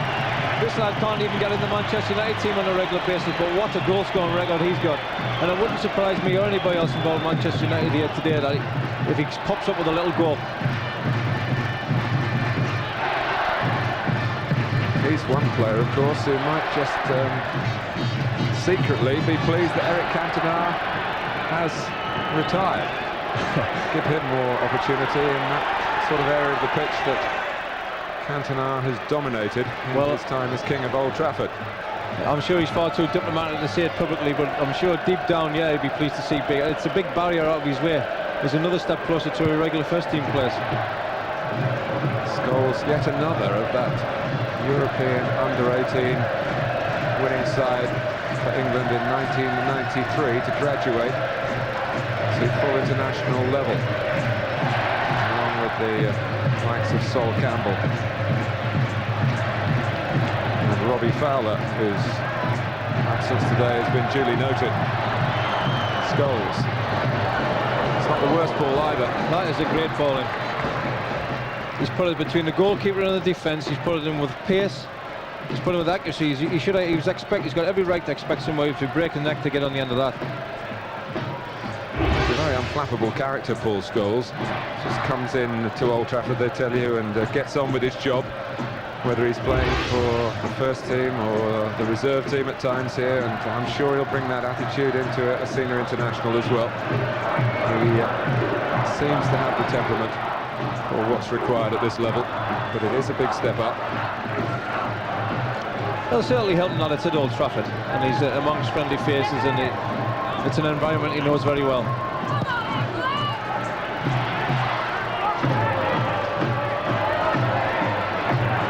Right. Well, making it England through his own hard graft, and then being asked to find a sprint as well, but Fish actually was away a little bit quickly, and Wright couldn't catch up and fouled Mark Fish. Yeah, incidentally, he's just tugging at his shirt. He's second best day, Connor. Referee's right. Schwale.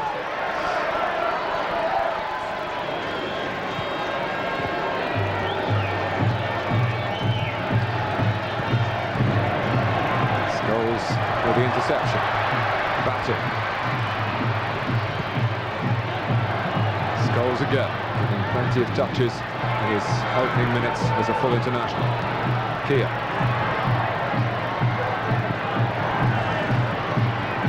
There's been a much more even second half.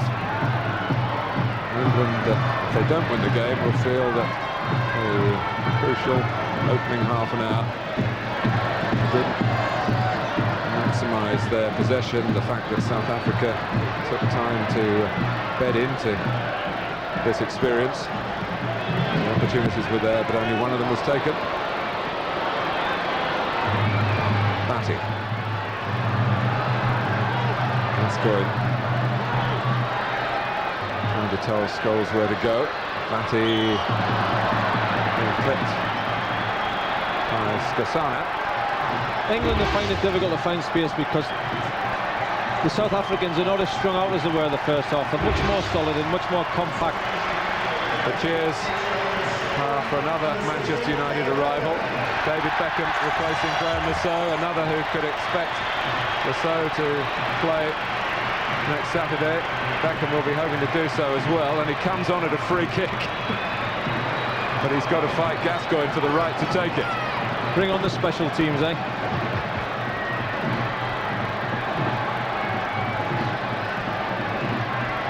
Referee concentrating on getting the ball back, and a yellow card shown either to Shreu or to Tovey in the centre of that wall.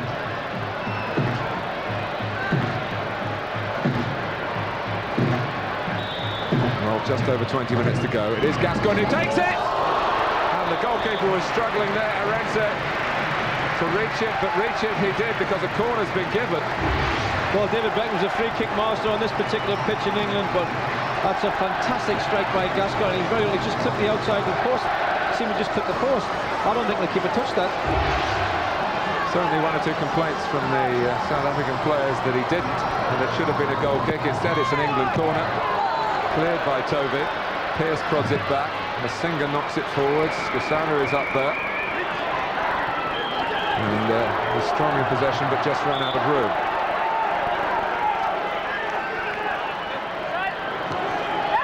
But it was as close as England have come in the second half.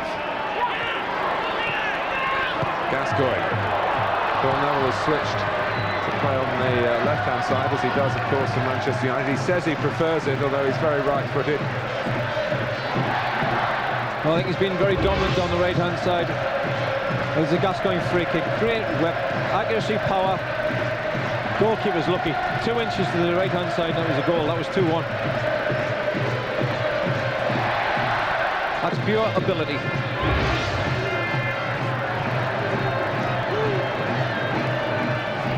Still well ahead on attempts at goal, England, in a match that is still being played at a strong competitive tempo. And Glenn Hoddle and John Gorman now concerned about a South African free kick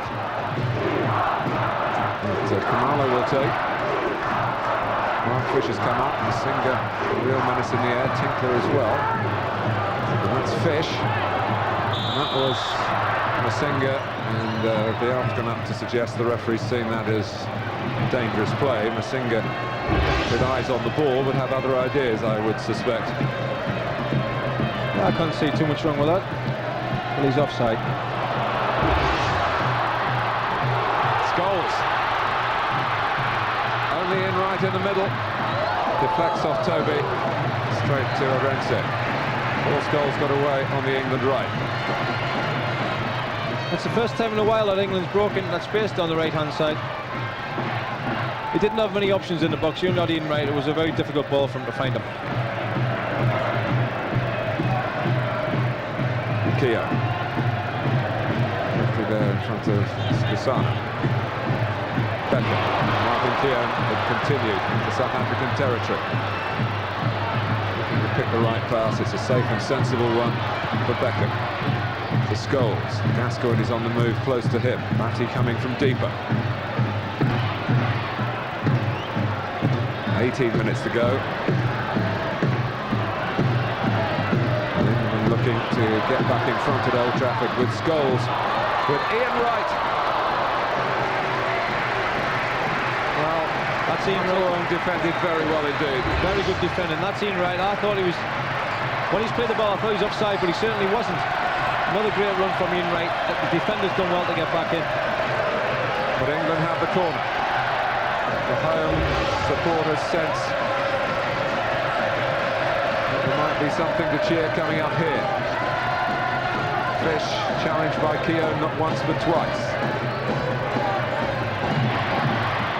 Batty trying to get it to Pearce, but he didn't get enough on the header. Skosana. England chasing back. Moetti's pass. Mosquera. Tinkler.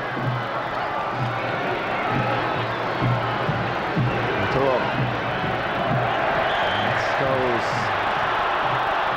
did get a piece of the ball, but got up some of Tinkler as well. And the free kick deflected off Moetti.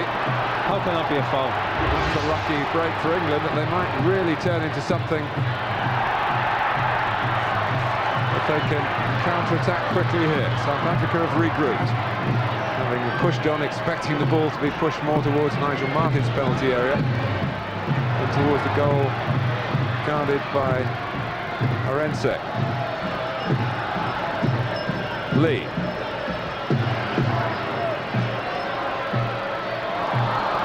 Can't take it with him.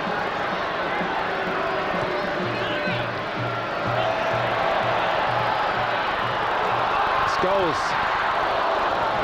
Well, he does strike the ball so sweetly. His eye for goal has been very conspicuous in the couple of years that he's been in and around the Manchester United senior side. And it did sit up lovely for him. Just sat up lovely there from his strike. A little bit wild. Phil Neville, when he was on the right-hand side, was certainly very prominent in the England team. And on the left-hand side, I thought Graham Rousseau was a little bit quiet. It'd be interesting to see if Phil Neville can be as forceful down this side as he was on the right.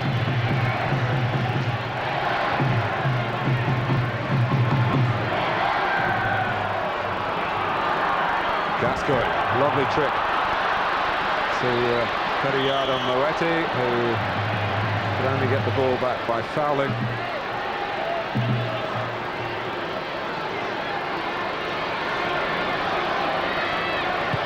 Gascoigne takes the free kick. Scholes, Ian Wright!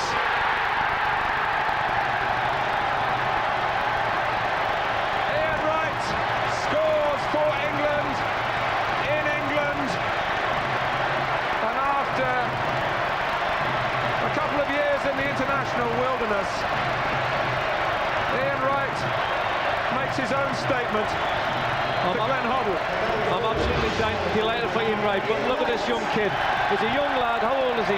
19, 20, right as a button, doesn't see the movement, picks his head up, it's a little flick on, intelligent flick on, right, he gets exactly what he deserves, bang, back of the net. Love it. Well, some protests from South Africa, whether they thought that the referee hadn't indicated that the free kick could be taken. Gascoigne certainly took it. Paul Scholes played his part. And Ian Wright, who scored 1 goal in Poland, 4 away in Bologna against San Marino, now scores on home territory. I think if we see that again, Martin, I think what the defenders are probably unhappy about, I think they might feel that Ian Wright used his right arm a little bit there rather than just his trunk, and I think that's what they're moaning about. On comes Kalele.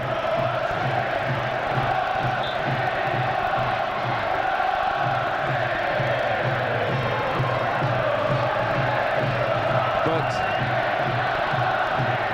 it's a goal in keeping with Ian Wright's performance. Given the chance to start for his country again. Now let's just look at the flick on from Scholes here. It's his right arm. Control. That's what they're worried. That's what they're whinging about. To be fair, looking at that, it was handball, wasn't it? It's a goal now. Too late.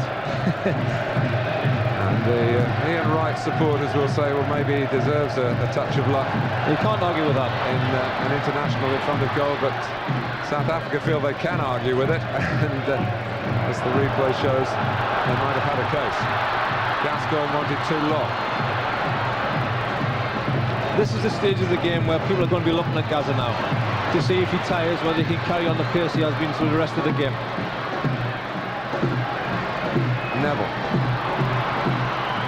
Well, when they went behind the first time, South Africa, their response was of very good competitors. And they're looking to hit back again with Phil Masinga. Going a long, long way, but not all the way. Stuart Pearce sorted that. Well defended, Stuart Pearce. David Batley's back there, biting on his heels, and allows Stuart Pearce to get in and tell and tackle. Ashwell. It was offside. It was a very, very late offside. I suppose the assistant just reacted when he realised that Skosana was in an active position. Your vote for man of the match, 0891 111101. Give us a call.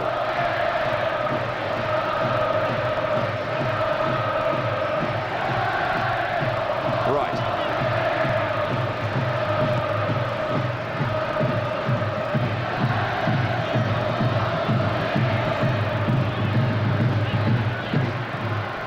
Beckham. Lely, who's known as the super sub of the South African setup, very rarely gets a start, although he was considered for the job that eventually was given to Moeti by Clive Barker today. Fish. Lely over Tinkler.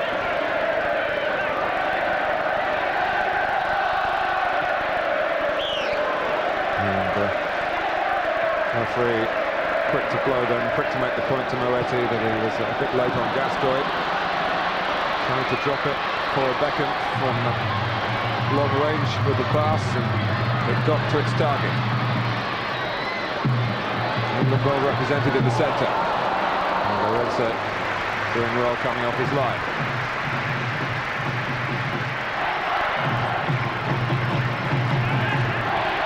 Kalele and Tinkler. Skosana. In the better of Neville. It takes a little doing the way Philip Neville's played today.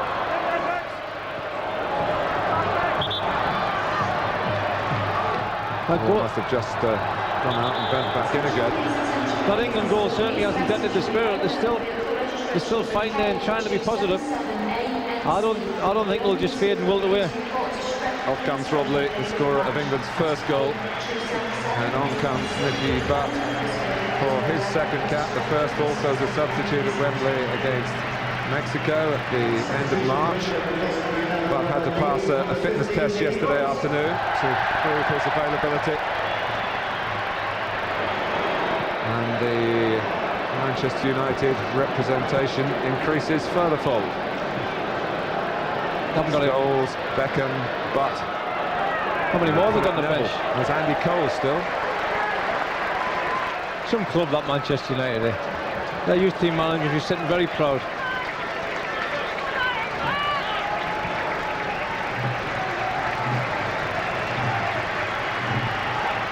Tinkler.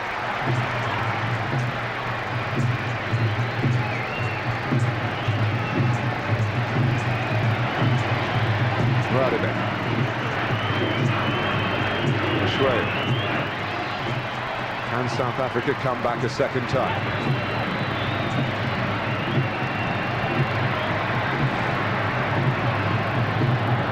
Batting. Beckham.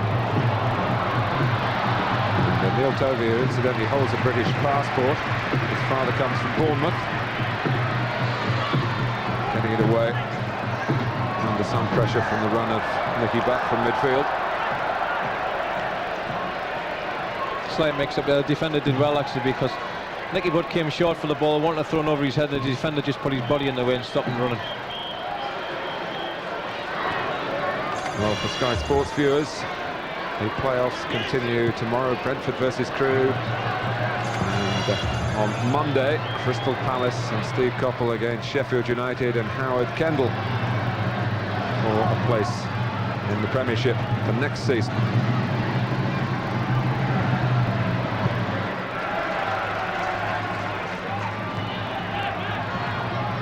Jaleli.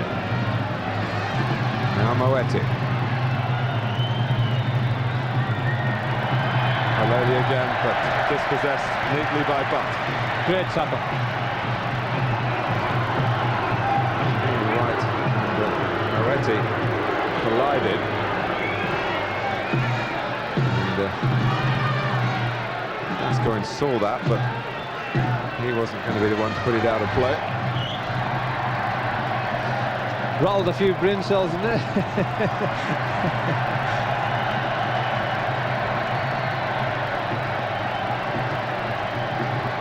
Well, as the crowd enjoy it. Barry, a word for you about Paul Gascoigne's performance, because he is, as ever, the subject of the great national debate. Should he or shouldn't he be involved? Should Glenn Hoddle, will Glenn Hoddle build his plans in Poland around Gascoigne? Yeah, I think he's the one man who can say he's the absolute talent in the team. He's got the creativity to turn a game, not just by himself, but also the production line for the front players to make forward runs and him to pick them out. Today, he's looked strong, he's worked his socks off. I mentioned about 5 minutes ago, this is the time where Glenn Hoddle, 10 minutes ago, Glenn Hoddle will be looking at him to see how his strength is. Since I've mentioned it, he's been on more runs, closing down, than I've seen him do for most of the game. I think Gaza is trying to prove a point tonight. Reminder again, as you consider your man of the match, 0891 111101. And the crowd don't want this to finish. They're having a wonderful time in a wonderful stadium.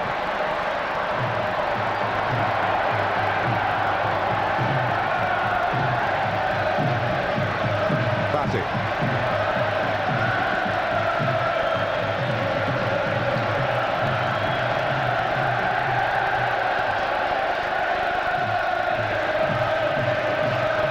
Beckham. England fortified again by going in front again. And Nigel Martyn well out, and in the end well cleared. closed down by Butt. Hustling on with Moeti. And he's a great little competitor, Nicky Butt. He's got plenty of assets, but his natural way is to go and get that ball back. Masinga. Gascoigne still going strong. But Mashrewa was able to catch him up. Antoine. Crisply forward by Keown. Gascoigne wanting to go the distance here. And Glenn Hoddle wanting that from him. 5 minutes left. Scholes.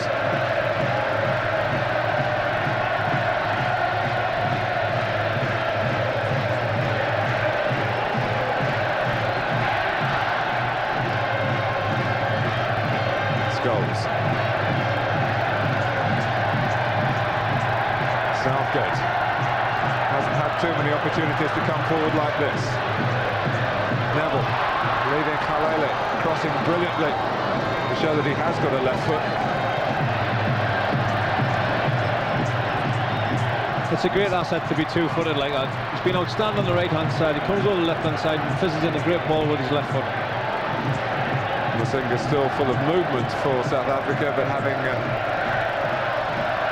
got the ball, then gave it away rather cheaply. And they're finding it harder and harder at this stage to get it back, Clive Barker's team. Yeah, England are in charge now. They're enjoying the game.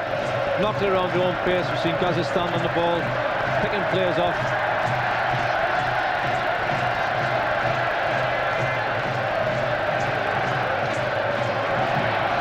South Africa certainly haven't been embarrassed today, and they've showed plenty of fighting spirit after a very quiet opening 20 minutes. Caused England a few problems without actually making Nigel Martyn work too hard. Gascoigne.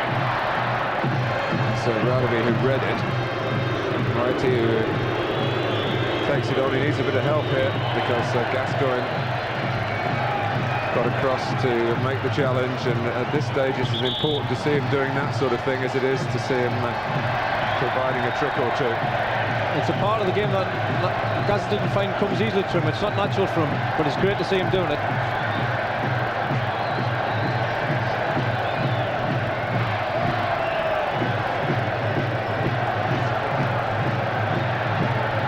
Scholes. England have had great support in Manchester today. And the team trying to respond to it with Gascoigne and Butt. It even started so well with the terrific respect that was shown here to the South African national anthem, which is not something we've seen on similar occasions to other nations visiting Wembley on a regular basis.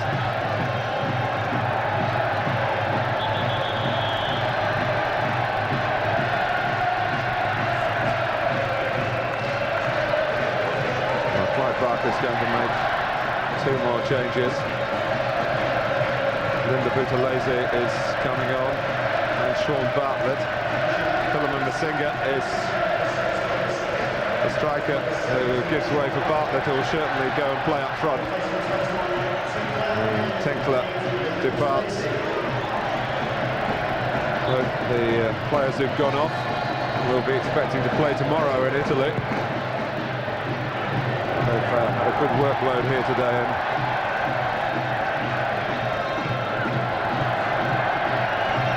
here's Butt for England. Flag was up against Gasana. Just a word about the back three about England, Martin. I think for the majority of the game they've coped quite well. They've kept the forward line in front of them on the edge of the box. I think when the goals happened, I think what we said at half-time is spot on by Joe Ryle. Because we didn't have a natural ball winner in midfield, there wasn't enough pressure put on the ball. But I don't think South Africa has caused our back three too many problems. Well, the votes have been cast, and Ian Wright has been named the Green Flag Man of the Match. Well, I 100% endorse that. I think he's been outstanding from start to finish. And the fact that he's got his goal will make it all more special for him. And he polled 55% of the votes.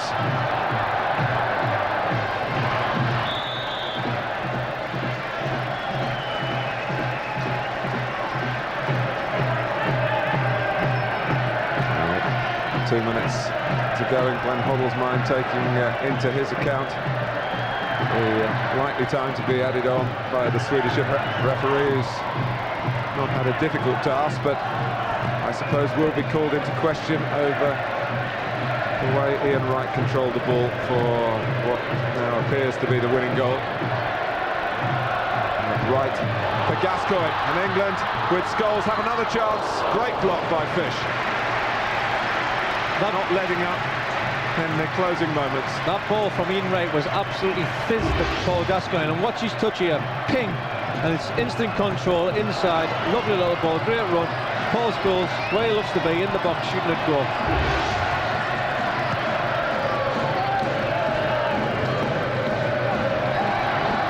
Moretti.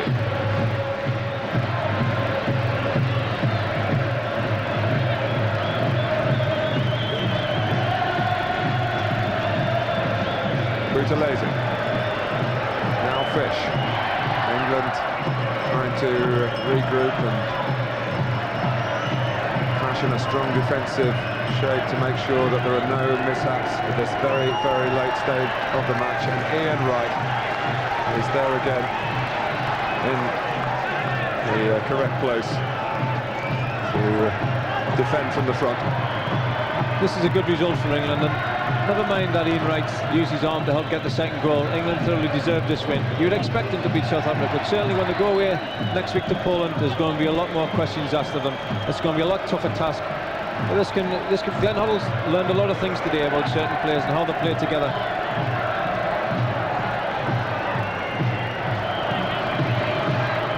Pearce. 35 now, Stuart Pearce, but still absolutely committed to the cause and relishing the chance to be involved again. And as it turned out, with Alan Shearer being protected today, the leader of a winning England team, as it seems certain to be, with Batty and Keown keeping the ball. Southgate.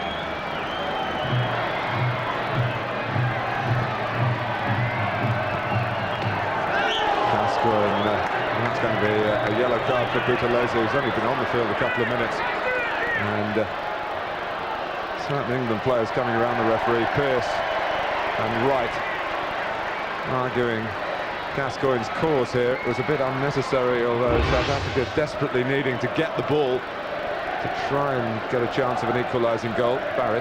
That is a bit naughty. Well, we spoke about Paul Gascoigne. He's been on the ball from start to finish, and if his legs were heavy there, he would have been hurt a lot worse than he has been, because he was bright enough and lively enough to skip away from the challenge. Well, the man called Linda is actually one of the toughest of the South African players, and Paul Gascoigne has just found that out. The Marvin Hagler look to Linda Butalese. Well, I can only hope he hasn't done anything seriously wrong to Gaza, because I think he's had a very good, steady game today. He's been involved in everything with England. Be shame for him to get another setback now. I think he just caught the top of his foot as he was skipping away. Oh, he's caught him on the shin as well.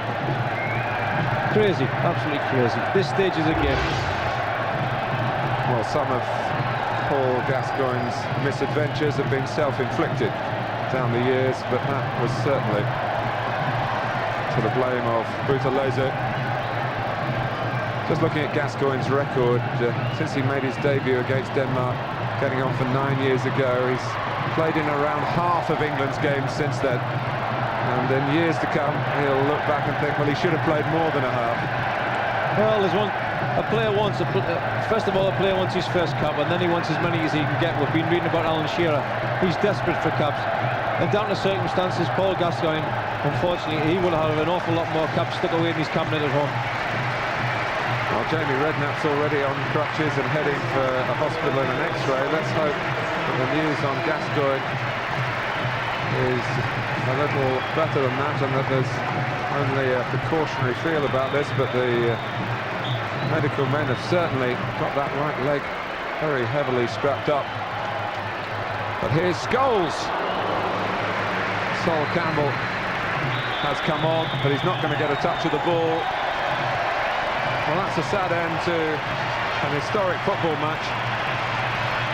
Gascoigne well enough to join in the applause for England's victory, in which he's played a prominent part. A victory to keep up England's morale, with Poland away looming large. South Africa thoroughly enjoying the experience of coming here, but as worthy competitors in their own right, not enjoying the result. They went behind to Rob Lee. Masinga equalised. Then the right arm, the right foot, the right touch from Ian Wright.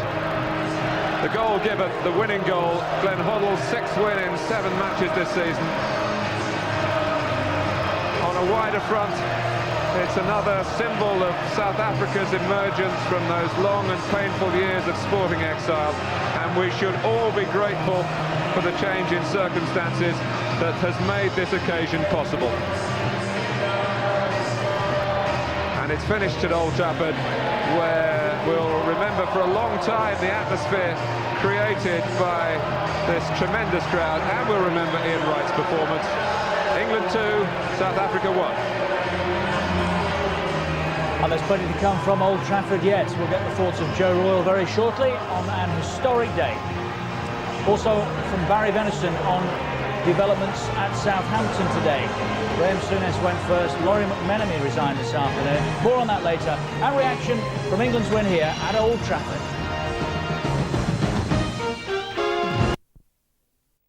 For the first 20 minutes they were fantastic. We couldn't get the ball off them. We was thinking to ourselves,